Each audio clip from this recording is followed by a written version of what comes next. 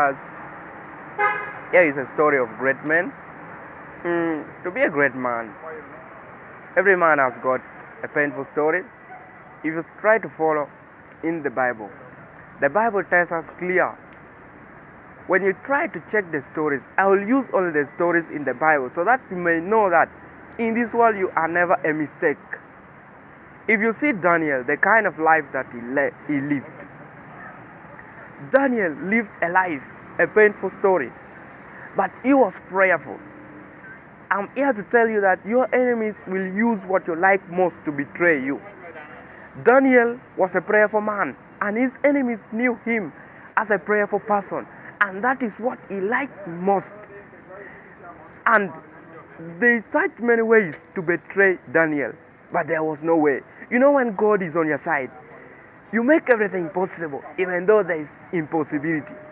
For the Lord is very clear to his children ever.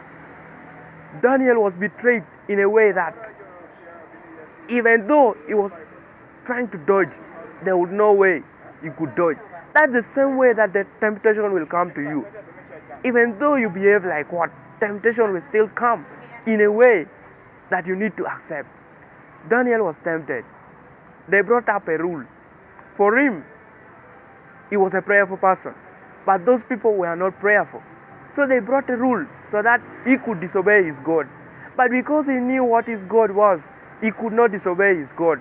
So he ended up being captured, and he was thrown in the lion's den.